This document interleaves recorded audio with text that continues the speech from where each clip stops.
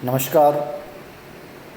हम BA part third year के पाठ्यक्रम के अनुसार जो हमारा भारतीय संस्कृति वाला पेपर है उसके पाठ्यक्रम के अनुसार हम पढ़ रहे हैं और इसमें आश्रम व्यवस्था हमारा टॉपिक चल रहा था और आश्रम व्यवस्था के अंतर्गत 2 आश्रम कम्प्लीटली मैं करवा चुका हूँ। आज हम अंतिम रूप से इस पार्ट को, इस टॉपिक को कम्प्लीटली पूरा पढ़ रहे हैं और सबसे पहले हम इसमें अंतिम रूप से जो पढ़ने जा रहे हैं वो 2 आश्रमों की चर्चा करेंगे, वानप्रस्थ आश्रम और संन्यास आश्रम। तो गृहस्थ और ब्रह्मचर्य आश्रम की मैंने इससे पहले चर्चा कर ली थी। तो देखिए, वानप्रस्थ आश्रम। गृहस्थ आश्रम के कर्तव्यों को भली भांति पूरा करने के उपरांत मनुष्य वानप्रस्थ में प्रवेश करता था, यानी वन की ओर प्रस्थान करना। लगभग 50 से 75 वर्ष का समय माना गया है। वह कुल धर्म ग्राम को छोड़ के वन में जाता था और वहाँ निवास करते हुए अपनी इंद्रियों के ऊपर नियंत्रण स्थापित करता था। कुछ ग्रंथों में वानप्रस्थ के लिए वेखानस शब्द का भी प्रयोग किया गया है। कौन शब्द का प्रयोग किया गया है? वेखानस शब्द का प्रयोग। मनुस्मृति में कहा गया है कि जब मनुष्य के सिर के बाल सफ़ेद होने लगे, उसके शरीर पे झुर्रियाँ पड़ जाएं और वह अपने जब पुत्रों का मुंह देख ले, तो यानी वानप्रस्थ आश्रम में प्रवेश करने के लिए आपको क्या जरूरी है कि जब आपके सिर के बाल सफ़ेद हो जाते हैं, चेहरे पे झुर्रियाँ पड़ने लग जाती हैं और आपके जब पुत्र हो जाए उनके मुंह को यदि आप देख लेते हैं तो निश्चित रूप से आपको वानप्रस्थ ग्रहण कर लेना चाहिए। इसका उद्देश्य विद्या तपस्या की वृद्धि और शरीर की शुद्धि बताया गया है। विद्या प्राप्ति के लिए आप वन के प्रस्थान करेंगे, तपस्या करेंगे, अपने शरीर की शुद्धि करेंगे, तो विद्या वेदों का अध्ययन करना मुख्य रूप से इसमें कर्तव्य होता था। आगे देखिए, प्राचीन ग्रंथों में वानप्रस्थी की दिनचर्या का विवरण प्राप्त होता है कि वो दिनचर्या कैसे बिताएगा। वन की ओर जब प्रस्थान करोगे उसे केवल कंद मूल और फल ही खाना होता था, ठीक है ना। केवल कंद मूल और फल खाना है उसको, इसके अलावा उसको कुछ नहीं खाना है। मिठाई मांस उसके लिए मना था। अत्यंत भूखे होने पे गांव में उत्पन्न कंदमूल को ग्रहण नहीं कर सकता था, वो जंगल में ही करेगा। वह मर्ग चरम अथवा वृक्ष की छाल ही पहनता था, यानी कपड़े नहीं पहनेगा। पेड़ के नीचे भूमि तल पे वो सोता था और ब्रह्मचर्य व्रत का पालन करता था। ब्रह्मचर्य व्रत क्या है मैंने आपको बताया था, पराई स्त्री को नहीं देखना, ठीक है, मोह माया से दूर रहना। उसे समस्त भौतिक सुखों का त्याग करना पड़ता था। उसे पंच महायोगों का अनुष्ठान यहाँ भी करना होता था। उसका समय अधिकतर वेद उपनिषदों के अध्ययन तथा तपस्या करने में व्यतीत होता था। इस प्रकार जीवन यापन करने से उसके शरीर की शुद्धि और आत्मा का उत्कर्ष होता था वानप्रस्थ आश्रम में। तो ये वानप्रस्थ आश्रम की दिनचर्या थी। वानप्रस्थ आश्रम में अध्ययन और ध्यान, देखिए मुख्य रूप से लक्ष्य उद्देश्य क्या होते थे इस समय? अध्ययन करेगा वेदों का और ध्यान करेगा। यहाँ व्यक्ति राग द्वेष से रहित होकर सभी के प्रति मैत्री भाव रखता था। यद्यपि वो दान लेने का अधिकारी नहीं था, यद्यपि उसका कर्तव्य था कि वह सभी के प्रति दानशील बना रहे। महाभारत में कहा गया है कि ब्रह्मचर्य, क्षमा, सोच वानप्रस्थी के सनातन धर्म होते हैं, जिनका पालन करने पर वह स्वर्ग लोक की प्राप्ति करता है। इस प्रकार वानप्रस्थी की दिनचर्या जो थी वो बड़ी कठोर थी। वह शरीर को कष्ट देते हुए, सांसारिक मोह माया को अपने चित्त से हटाते हुए और अपने आप को पूर्णतः निर्लिप्त कर लेता था, यानी हर प्रकार की मोह माया से अपने आप को दूर कर लेता था। वानप्रस्थ आश्रम की जो आयु मानी गई है वो कितनी मानी गई है? 50 से 75 वर्ष मानी गई है। शास्त्रोक्त विधि से इसके नियमों का पालन करते यदि व्यक्ति की मृत्यु भी हो जाती है तो भी वो मोक्ष मिल जाता है। मान लीजिए कि आप 75 से पहले आपकी मृत्यु होगी और वानप्रस्थ आश्रम में आप नियमों का पालन कर रहे हैं, तो भी यदि आप संन्यास आश्रम में भी नहीं गए तो भी आपको किसकी प्राप्ति हो जाएगी? मोक्ष की प्राप्ति हो जाएगी। तो ये था वानप्रस्थ आश्रम। अंतिम आश्रम देख लीजिए, संन्यास आश्रम। यदि मनुष्य वानप्रस्थ आश्रम को सफलतापूर्वक पार कर लेता है और यदि जीवित बच जाता है, यानी 75 ईयर उसकी हो जाती है और फिर जीवित बच जाता है, तो अंतिम आश्रम जो है वो किसमें प्रवेश करेगा? संन्यास में प्रवेश करेगा। कुलुक, भट्टा, विज्ञानेश्वर जैसे टीकाकारों ने व्यवस्था दी है कि मनुष्य गृहस्थ आश्रम से सीधे संन्यास आश्रम में प्रवेश कर सकता है। कुछ विद्वान इस आश्रम की उत्पत्ति पर अवैदिक विचारधारा का प्रभाव पाते हैं। प्राचीन ग्रंथ सन्यासी के लिए परिवारजक, यति, भिक्षु आदि का प्रयोग भी मिलता है।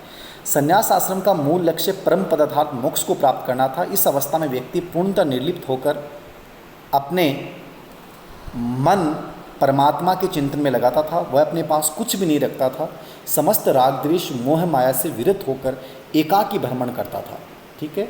समस्त राग द्वेष मोह माया से विरत होकर एकाकी अकेला भ्रमण करना जंगल में, ठीक है। मोह माया से एकदम से छूट गया है क्योंकि उसका अंतिम लक्ष्य क्या है? मोक्ष की प्राप्ति है। इस समय वो कंप्लीटली निर्लिप्त हो चुका है। अपने निर्वाह के लिए मात्र एक बार भिक्षा ग्रहण करेगा वो जीव, मतलब एक बार भिक्षा ग्रहण करेगा। इंद्रियों पे कठोर नियंत्रण उसे रखना होता था। सभी के प्रति समभाव, एक जैसा दृष्टिकोण रखना है। किसी प्राणी से कोई द्वेष नहीं रखना। काम, क्रोध, लोभ, कुप्रवृत्तियों को पूर्णतः त्याग कर देना था। महाभारत में वर्णन है कि सन्यासी को अहिंसा, सत्य, अस्तेय, ब्रह्मचर्य, संतोष, पवित्रता, अपरिग्रह, तप, स्वाध्याय, ईश्वर ध्यान आदि में लीन रहना चाहिए। उसके लिए निरंतर भ्रमण करते रहने और एक स्थान पर स्थायी रूप से न टिकने का आदेश भी था। वह एक ग्राम में एक रात और नगर में 5 रात तक ही ठहर सकता था। मनुस्मृति में कहा गया है कि शारीरिक रूप से स्वस्थ होने पर भी सन्यासी को भ्रमणशील रहना चाहिए। यह विधान शायद इसलिए था कि एक स्थान पर स्थायी वास करने से व्यक्ति पुनः सांसारिक मायाजाल में आबद्ध हो जाएगा। इस प्रकार कठोर तपस्या व कायाकलेश का जीवन व्यतीत करते हुए सन्यासी के समस्त पाप नष्ट हो जाते थे। वह परम पद को प्राप्त करता था। प्राचीन भारतीय समाज में सन्यासियों का बड़ा ही सम्मान था। यूनानी और मुसलमान लेखक भी उसके ज्ञान और साधना शक्ति की प्रशंसा करते थे। कुछ भारतीय सन्यासियों ने अपने ज्ञान शक्ति से सिकंदर को प्रभावित किया। भारतीय समाज में सन्यासी प्राय ब्राह्मण वर्ग के होते थे। महाभारत सन्यास आश्रम की अवधि जो मानी गई है वो कितनी मानी गई? 75 से 100 वर्ष, यानी जब तक वो जीवित रहेगा तब तक। चारों आश्रमों का विधान किसके लिए था? ये प्रश्न भी बहुत बार पूछ लिया जाता है। तो चारों आश्रमों का विधान किसके लिए था? द्विज के लिए था। याद रखना, द्विज किसको कहा जाता था?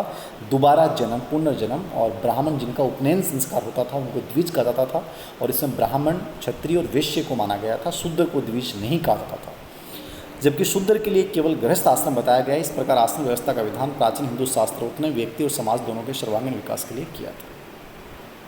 व्यक्ति की भौतिक और आध्यात्मिक उन्नति का मार्ग इन आश्रमों द्वारा प्रस्तुत होता था, जहां प्राप्त प्रशिक्षण के आधार पर व्यक्ति अपने जीवन में आचरण करता था। ये उचित ही कहा गया कि आश्रम मानव जीवन की पाठशाला है।